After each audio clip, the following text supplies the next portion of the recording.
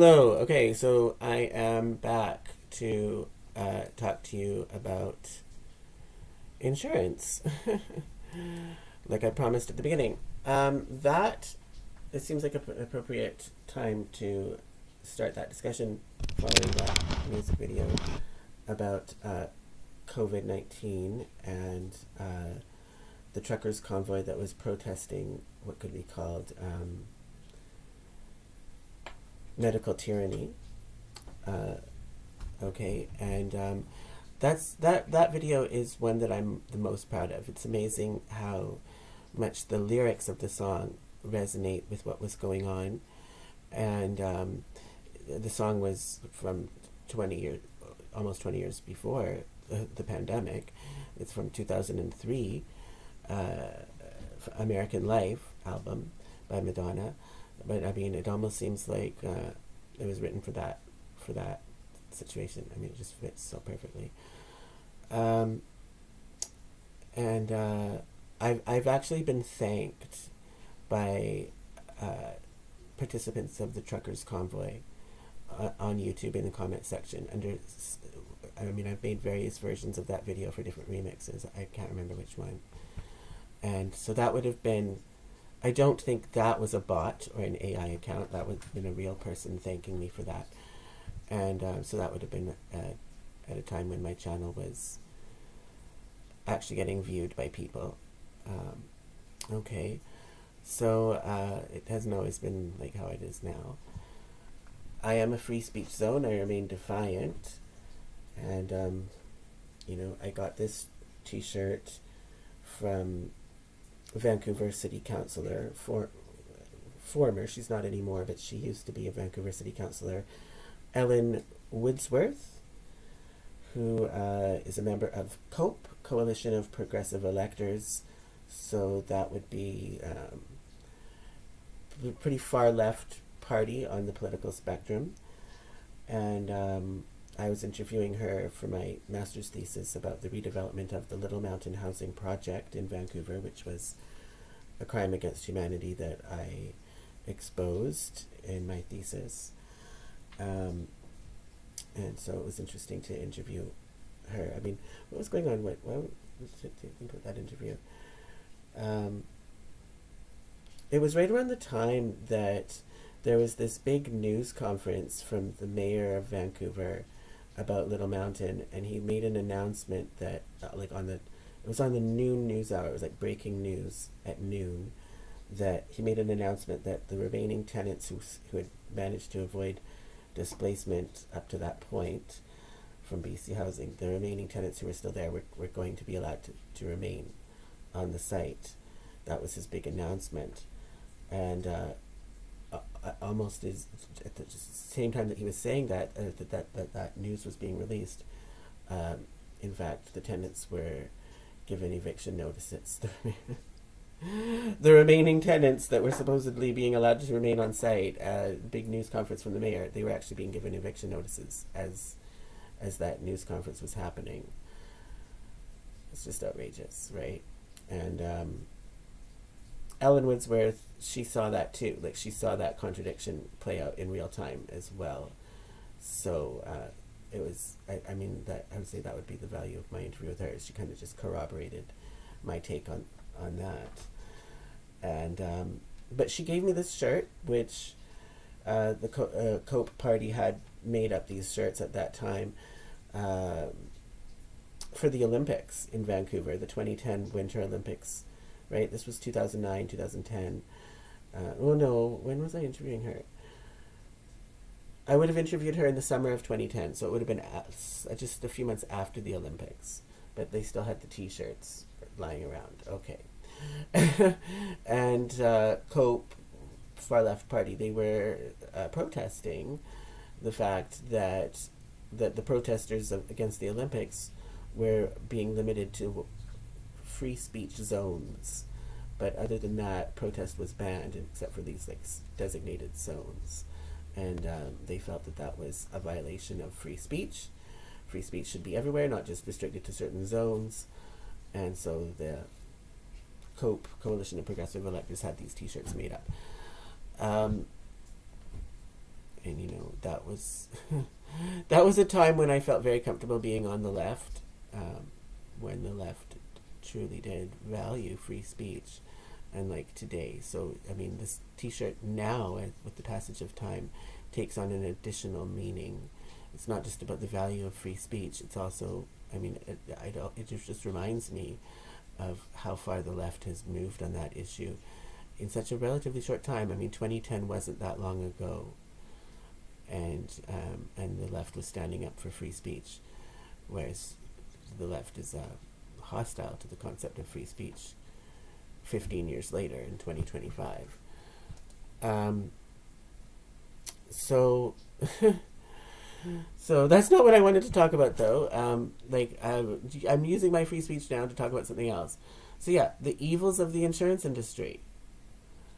I've been needing to talk about this for a long time, and I'm not going to be saying this just because I'm a disgruntled former employee of Pacific Blue Cross. They're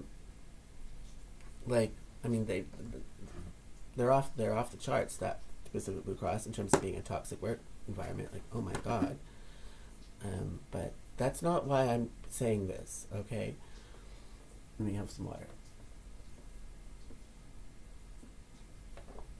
I mean, should I say about my experience there just to get it out of the way? I'm going to try to summarize it quick. Well, I started working there in 2014, and so I finished my master's, right? I was just talking about that, at the very end of 2010. So from 2010 to 2014, I was looking for work in my field.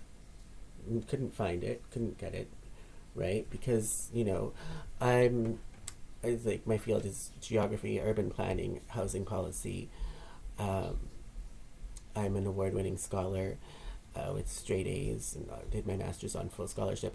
But I couldn't work in my field because, I exposed a lot of corruption that happened with Little Mountain, a lot of government lies, and there was just no agency that would hire me for that. And also, one of the big controversies with Little Mountain is it was a public housing project for low-income families, like people with kids, and also seniors. There were some just single seniors living there, and but it wasn't for drug addicts, okay? And but with the Olympics and all that happening, there was this big frenzy to clean up the downtown east side in time for the Olympics and get all these addicts off the streets. So there was this big push to create supportive housing for drug addicts, and the way that the government set about paying for that was by what they did at Little Mountain. So displacing 200 families, and they sold the land to a Malaysian developer, tycoon, and then take that money and then use it to build supportive housing for drug addicts. And so one of the points that I was making was, well, that's not really fair. Why are drug addicts getting such priority treatment, and but families are getting the shaft, right? And it was those families who lived at Little Mountain, by the way, even though they're low income, their rents were applied. There was a mortgage on the land, and their rents were applied to the mortgage. So they basically paid for that land, and which was then sold for the money to be used to house drug addicts. And isn't it ironic that one of the things that I get judged on so harshly is that I use drugs, right? I haven't always used drugs the way that I do now, but it's been my life circumstances that have pushed me in that way. I've played by the rules and should try to do the right thing, and it just never paid off. So I just feel like, okay, I might as well have some fun then, right? There's no point in sticking to the straight and narrow when it doesn't pay off. That's been my experience. So that's the reason. And then when I started using, I found that it didn't have any. It made my life better, and it didn't have any of the negative effects that were being touted. So, how ironic that I end up being a drug addict. But my master's thesis was very critical of policies that cater to drug addicts, and I stand by that. Like, I don't think it's fair that they displaced 200 families who had nothing to do with they were not drug addicts, and then, but by doing that, raising money to pay for housing for drug addicts. Like, that doesn't seem right to me, whether I'm to take drugs or not. Still doesn't seem right to me. Okay, so I became an enemy of the government for exposing that horrendous crime against humanity in 2010. So I couldn't get any work in my field. So I ended up working at Pacific Blue Cross, which is where it's like a family business. Okay, like, my sister works there. My fiance at the time worked there. My sister's mother-in-law worked there. Like, a whole bunch of people on her in-laws worked there. Family. It's the kind of place where, like, nepotism rules the day. Like, you have to know someone to get a job there. So everyone is somehow connected, pretty much, who works there. And I didn't really want to for that. I wanted to do my own thing, right? But I couldn't. And at a certain point, I had to get a grown-up job. Rents are expensive. I had to make money to pay my bills. And so I started working there at 2014, the very beginning of the year. And I was hired to work in the call center. Okay, so you're getting calls all day long from people calling in about their insurance claims for extended health benefits and drugs, and they have dental as well. But I did not do that. Like, some people are trained in dental call center, but I wasn't. I was on the extended health side of things, and it was good. It was good in the sense that it was a good pay. It was the most money I ever made in my life, pretty much. And it's union. I always thought I wanted to have a union job until I found out what it's really like. And really good benefits, right? They're a benefits company. So how do you think I got all these pairs of glasses that you see me wearing all the time? Because we were allowed to have $300 per year for glasses. But then remember I said my fiance worked there too, so I was a spouse on his plan, so I could have $300 on his plan every year for glasses too. I spent $600 a year on glasses. Okay, so, and every year I got glasses. Okay, so it was good in that way, but it's very stressful. Like, to work in the call center, it's a very stressful job because people are upset when they're calling into an insurance company call center. They're upset because their insurance claim hasn't paid, and they're very heavy topics that people are talking about. They're talking about things to do with their health, to do with their family. They might be calling about their kids, drugs that their kids that might need to take, or they're calling about finances. Like, these are pretty heavy topics. It's not like working like at the phone company call center, right? That's stressful too, but it's not as heavy as health insurance. And there was a great deal of pressure to, what was it? You had to do 14 calls in an hour. And I was hired just as on a temporary basis. It was a 6-month temporary contract. And in order to pass that and get extended for the rest of the year, and then you'd only be on a 1-year temporary contract, you had to do 14 calls an hour. Well, that's impossible. That's actually straight up impossible. Nobody ever did it.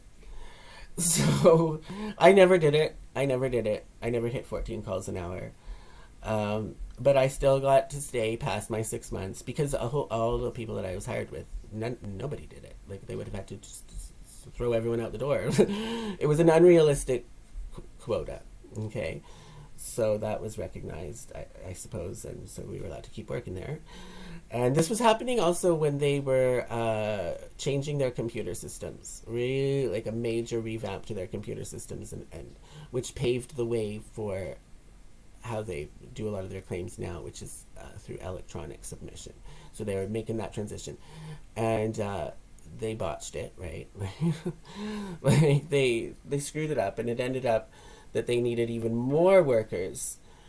They were supposed to need less workers as a result of these computer changes, but they actually needed more because of the backlog of work, because of all the screw-ups that they made with their computer programming. Okay, so that was good, though, for me. So then after the 1 year of being on a temporary contract, I got extended past that because of that. Okay. Um, but it was really like I would just have to say bullying was going on. Like this, not properly trained, first of all, and you have a supervisor. Like everybody has a team and a supervisor, a team lead, um, which you rely on a lot because it's complicated stuff. Okay, and but this team lead that I had was very bad, was new, and was outright abusive towards people. But one day I went into work and we were told like a whole bunch of people, dozens of people had been fired for bullying and harassment. And I thought, oh, well, my supervisor who had been bullying me, I thought, well, he must have been one of them. And it turned out he wasn't. And I was shocked. You mean they fired all these people for bullying, but not him? And there was this internal chat program where you could send chat messages to staff, and he had been so we communicated that way. And so a lot of the bullying that he was doing was through this chat program, which I saved all these bullying messages, uh, and I printed it out and I showed it to the manager of the call center. Right, this is a union place, but I never worked in a union job before. And so I didn't know about going to a union or getting a union to advocate for me. Like that just it wasn't in my nature. So I went to the manager myself and showed it to her, and she didn't like it. And so I mean, she knew it was wrong. And so it got to be investigated by HR, and then the HR said, in the end, they said, well, we never trained him. We never trained him to be a supervisor, so there's nothing we can do. But I got to be switched to another supervisor at least, and then I started to flourish quite well under that supervisor. She was a good supervisor and very experienced supervisor, so that was good. And then I got permanent because you're on a temporary contract. You get extended a few times, but then I did get a permanent position in the call center. Then when you get a permanent position, then you can post out. Like there's all sorts of other positions within the company. So I accepted a position in another department, processing the claims. And I can't get into all of this, but there was just a lot of unfairness with those positions. And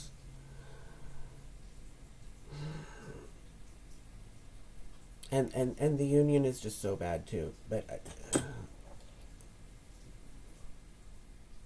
how do I can't get into all that right now. I may as well since I started. Like, okay, this is leading up to a contract negotiations for the collective agreement, and so the union was trying to ingratiate themselves with the staff because they knew that they weren't that popular. And in the claims department where they process the claims, again, it's people on temporary contracts, but most of them have permanent positions in the call center, but they live in fear of ever being sent back to the call center because it's so stressful. And so so the union one day just before the strike came along and made an announcement. Everybody is being extended. Okay, it was everybody it turned out except for me and like a few other people who had a very specialized position there that got neglected in that. And so they made the union made a deal with the employer, okay, in exchange for extending all these temporary staff, because the union generally would not want that. They want permanent staff. But we'll let you extend all these temporary staff, but we want you to post all your permanent positions that you need filled. And so they did that, and so I was in a position that was a permanent position that needed to be filled, but I was in a temporary person filling it. And but because they posted that, somebody with more seniority than me got it, bumped me up, and then I had to go back to the call center, which was basically because all these people, all the rest of the department had got extended, and it was just before my probation period would have ended too. And the manager of that department straight up told me that this deal had been negotiated, and so then I was back in the call center, and it was so bad. And then then we did, but then I got to leave the call center again. Like it was just a lot of back and forth. And at one point, I was being sent back to the call center. So I had to go back to the call center because somebody with more seniority was taking my position. But then I ended up going back to the claims department later on. But then I had to go back to the call center because people with less seniority were taking my position, is how it worked out. And they would just, it was just so bizarre. Like whatever was going on was always going against me, but it was always totally inconsistent. And I just would try to, yeah. And there was this bitter strike that happened in 2017, all through that summer, and it wasn't even on the news at all. Like this, you would think the largest benefits provider in the province of BC on strike, that would generate some headlines, but it didn't. And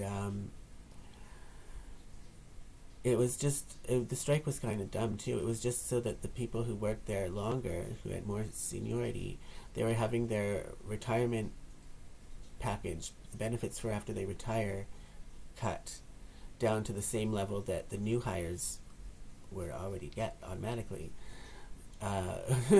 So that would have included me. I was more of a newer hire. So we went on strike for these people with more seniority so that they wouldn't have what we had. Okay.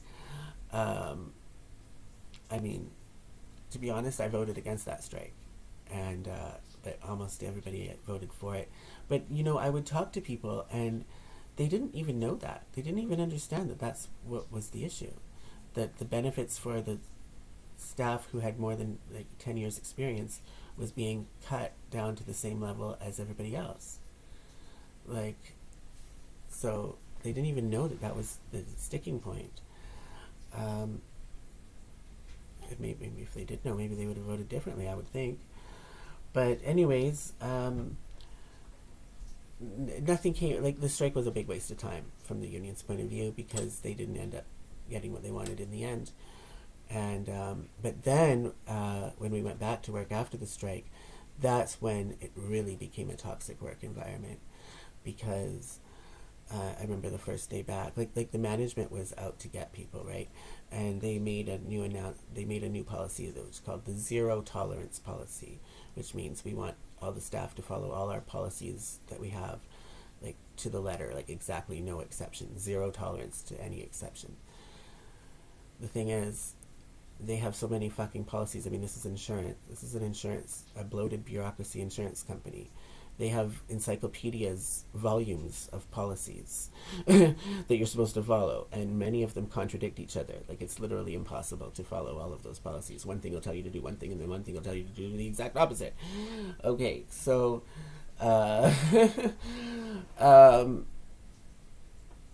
so I mean, yeah.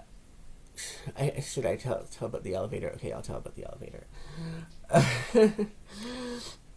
So there were all these TV screens, right, on the walls, pumping out corporate propaganda, and one of the big messages was, because it's a big building, right, with 6 floors, and you have to have an elevator pass card to swipe in the elevator to go to wherever you're going, and they didn't want people to swipe their card, right? You swipe your card and push the button to go, and somebody else comes in the elevator, and they want you to, could you press 4 for me, or whatever floor they're going to. They want you to swipe your card and press the floor for them. But, they should use their own card. So, but it was just kind of like a social convention. People would do that, and usually it would just be fine. But they were cracking down on that, and they had these TV announcements all over, saying not to do that. Ask the person to swipe their own card. Okay, whatever. So when I was in the elevator, and these people were in there. Okay, I didn't know who they were. There was 3 of them. The only thing is, there was different colored lanyards. You had a lanyard with your pass, a union logo lanyard if you're in the union, and then there was red lanyards if you were not in the union, like a manager or an exempt staff. So I didn't know who these people were. I just knew that they were not in the union, 3 of them, and they asked me to push a button for whatever floor they were going to, And I just politely said, well, no, I can't do that. It's have to follow the zero tolerance policy, and you have to follow all the policies exactly, and you're supposed to swipe your own pass. And the lady said, well, I do have my pass right here. And it was on her belt buckle, but it was facing the wrong way. It's got her picture on it, but you couldn't see the picture. And that's a violation of zero tolerance, too. And I said, well, it is facing the wrong way. and then, I mean, it was only a few seconds. I was only going one floor or something. It was only a few seconds I was in there. And the doors opened up, and I walked off the elevator. And as I was walking off, she said, oh, it's great that you're being so compliant with the policies. Okay. I thought nothing more of it until next week when I was called into the office manager's office that a complaint had been filed against me for bullying and harassment. They considered that bullying and harassment, that I did not swipe my pass and push the button for those people.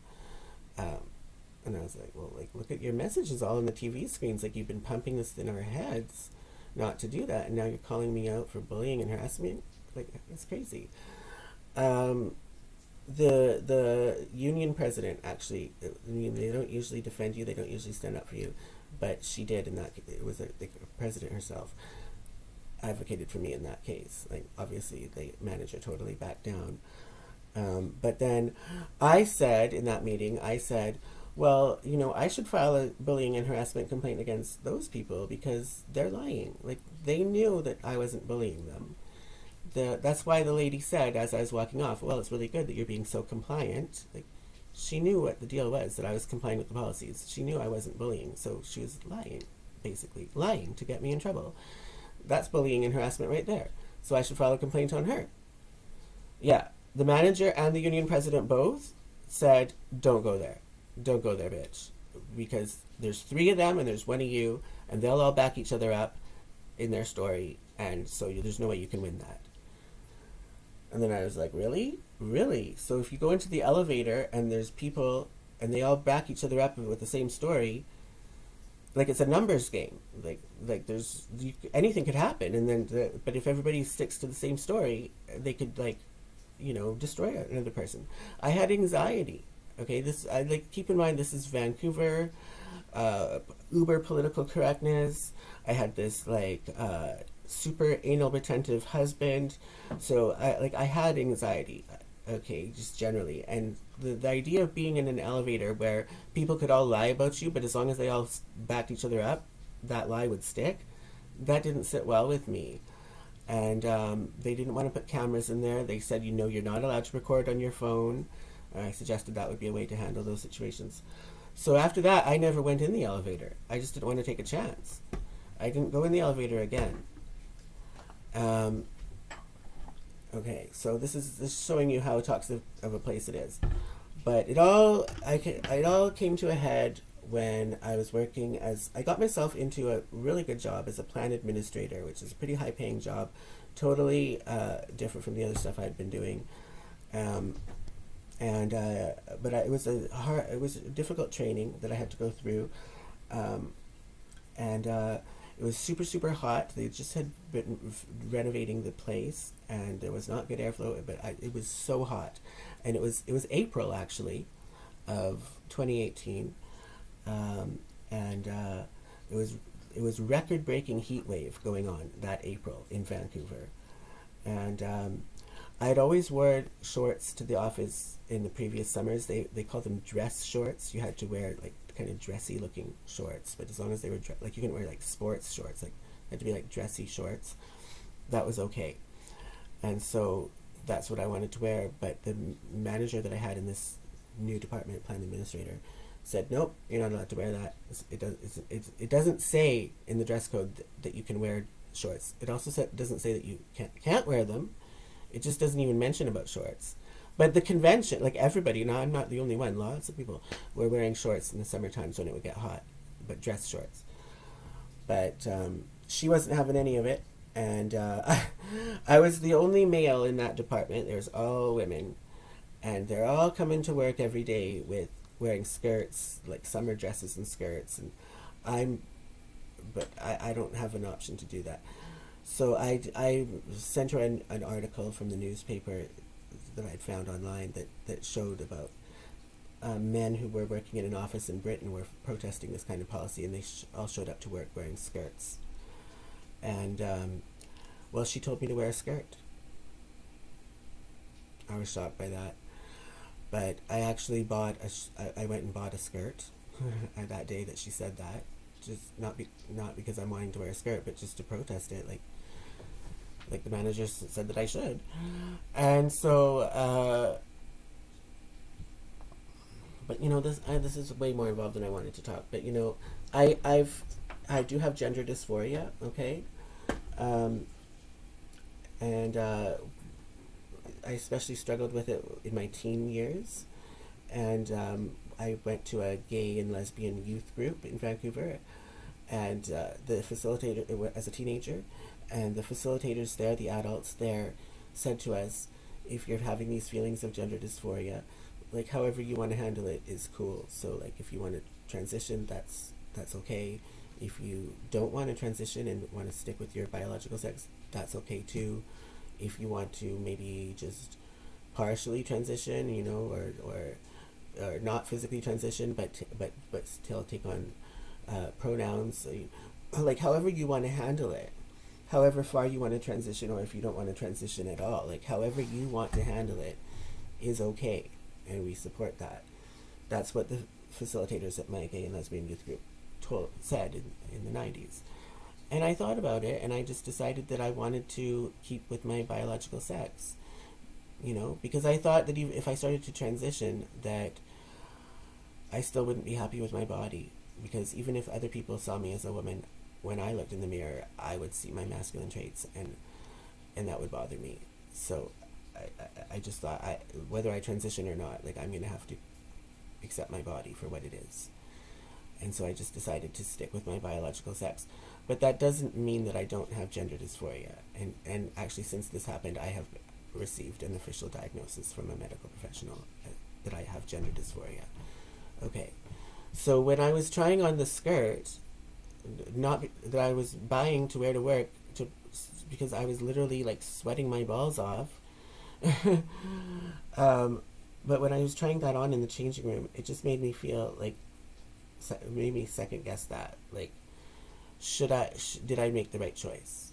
Did I, because it's nice to wear a skirt, it's fun to wear a skirt, and it made me think like, oh, like I've been missing out on wearing skirts all these years through my life. Maybe I should have transitioned. It brought all that back, which I was totally well adjusted to until I put on that skirt in that changing room that day.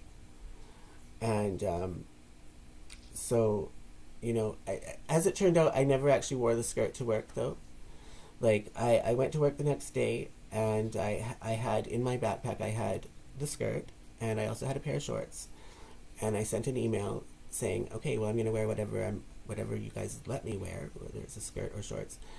And at that point, they backed down, and they let me wear the shorts. So I wore the shorts. But I mean, the damage had been done, because all these people throughout the day were coming up to my desk and wanting to see the skirt, and it was really awkward between me and this manager, and I really wanted to have a good relationship with this manager. Like I said, I was in a new department, plan administrator, and a pretty high-level job, and I wanted to do well, and I wanted her to like me. And she was acting so weird and so standoffish. I just felt so awkward around her. And I had these gender dysphoria feelings resurfacing, and so I ended up calling in sick like every day that week. And the way it works there is, if you call in sick every day for a week, you're automatically on short-term disability. So I went off. I was on short-term disability, and the union called me and said, "Well, we think you should anyways. We think you should go off on disability. We think you're stressed out." And I was like, "Okay, all right." And I've been off on disability ever since. And and the first day that I was off on disability, like they sent an email, company-wide email, new dress code. Everyone's allowed to wear shorts. So I did that. Okay, and my career had to be sacrificed in order to achieve that. And so that's what's happened, right? It's so ironic here in Kamloops. Like, people look at me like I'm this effeminate. Like, I get a lot of homophobia and judgment for being effeminate, but like, really, I was standing up for men to be able to wear to not have to wear a skirt, to wear shorts, and I was successful in it, getting the policy changed. Okay, so you get the idea. Like, it's a very crazy, regimented workplace. One, and I didn't necessarily even have the worst of it. One woman that I worked with committed suicide. She was that stressed out. I mean, Pacific Blue Cross is off the charts. It really is. Some people have it great. Yeah, the people who have loads and like decades worth of seniority, they can do whatever the fuck they want. They flout the rules. They think it's a big joke to them. But for the newer people who like we're put through so many, have to jump through so many hoops and so many probations and always on temporary contracts and all that, it's very horrible, very stressful place. And it's especially bad in the call center. I've said for a long time that the call center should have at Pacific Blue Cross should have a totally separate union, just like how it is with TransLink. Like the transit system in Vancouver, like they have a call center too, but the call center is a separate union from the rest of the transit, and I think that that's how it should be at Pacific Blue Cross too, because shit rolls downhill in this union, and the bottom of the hill is the call center, and the call center just gets crapped on so much, and they're getting crapped on the phone by the customers too. So they're just getting it from all ends, and it's a very, very, very, very stressful place. Okay, so, but I've reflected on insurance more generally, and I think that it's not an accident that Pacific Blue Cross is such a toxic place, because I do think that there is a problem with insurance more broadly, and that's actually what I wanted to talk about. Like, I think that insurance is evil, straight up. Like I said earlier, if life insurance were banned, the murder rate would go down. How many murders happen because someone wants to collect life insurance? A lot happen. It's one of the main motives for murder. Okay? So, the insurance sector could do something about that right away by stopping to offer life insurance altogether. And in terms of for people who need, for the financial need that can arise in family members after a loved one has passed away, that can be met through government programs. I mean, I think that would be better, because at least with government programs, there's no incentive for murder. So that. But why else do I think insurance is evil? Okay, anything that is covered by insurance is automatically more expensive. Okay? So, the United States has an excellent healthcare system, way better than Canada's, right? In terms of, like, Canada's pretty bad wait times, and But the one thing negative about the U.S. system is very expensive. It's a great system for those who have it, but it's very expensive. Why is healthcare so expensive in the United States, you ask? I'll tell you why. Because it's covered, it's private insurance is what's paying the bill there. Let's look at Canada. Dental is kind of the same situation in Canada. Dental is kind of the same as how healthcare is in the United States for everything. So in Canada, we have a public system for healthcare, right? But not for dental, or at least not until recently. Dental is not covered by the medical system in Canada. Okay, so if you want to get your cavity filled or whatever it is, and your teeth fixed, you have to pay out of pocket, or you have to have dental benefits, dental insurance, which Pacific Blue Cross offers that too, right? So the amount that these dentists charge is based on the fee guides that the insurance companies put out. So that's what they pay. That's what the dentists charge, is what they know the insurance will be willing to pay. So, but for people who don't have insurance, who don't have the luxury of working in a union job, and who don't have dental benefits, they're going to have to pay for their dental care just out of their own money. They can't afford that. They can't afford the same kind of rates that an insurance company can afford.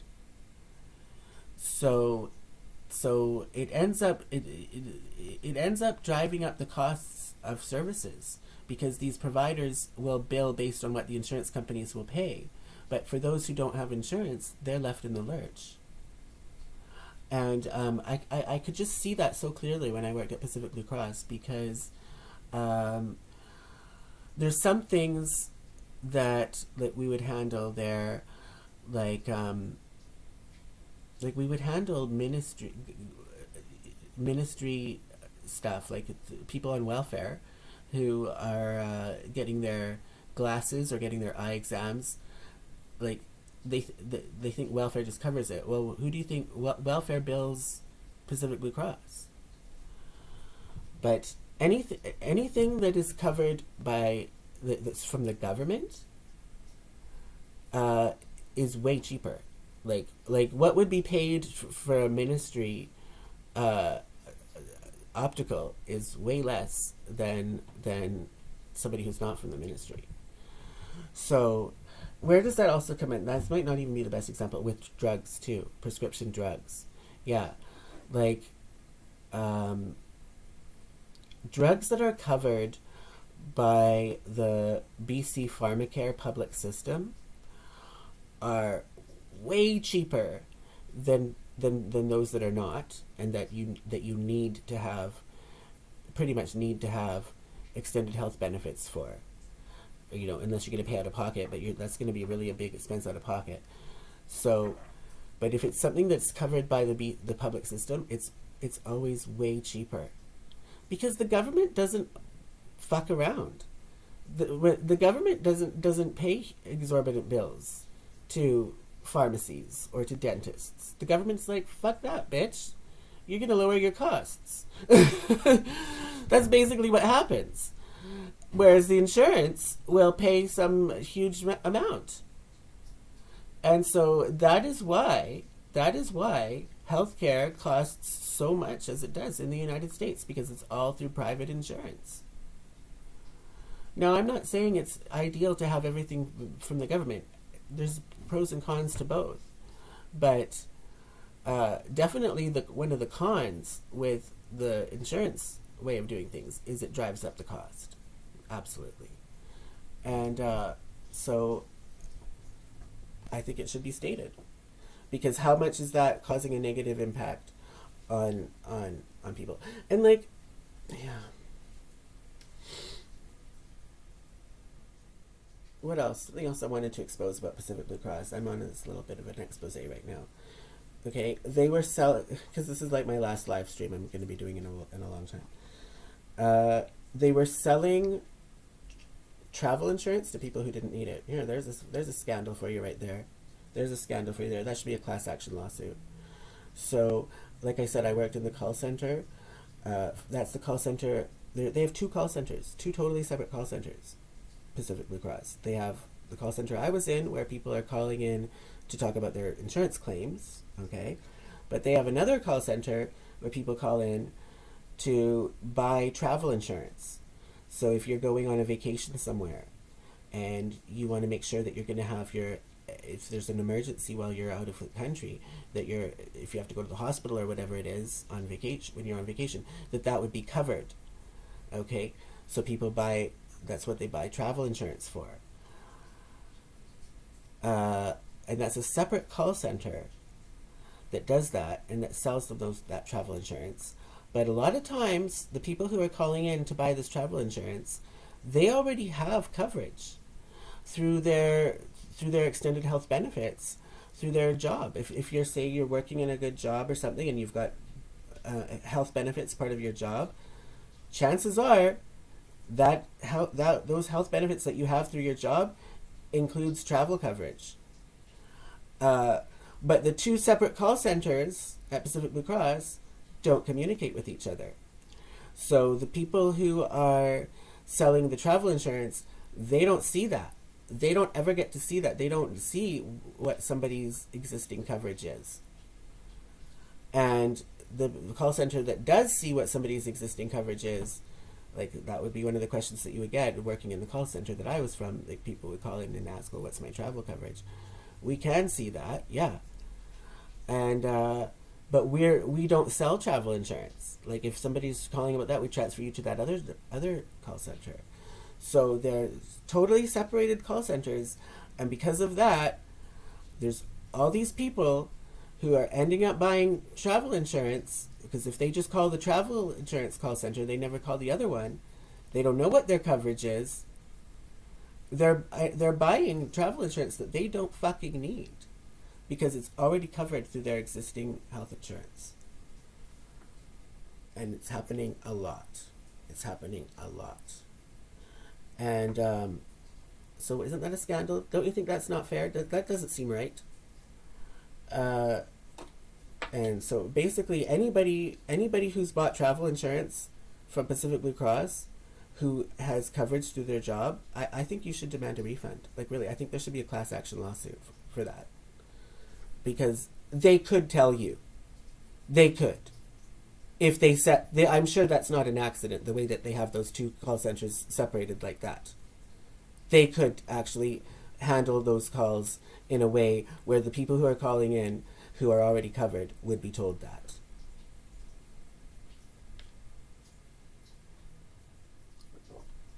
All right.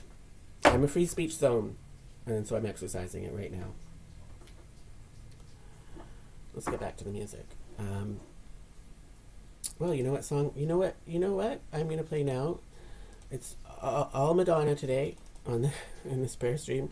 I'm gonna play "Live to Tell." Live to tell. I live to tell.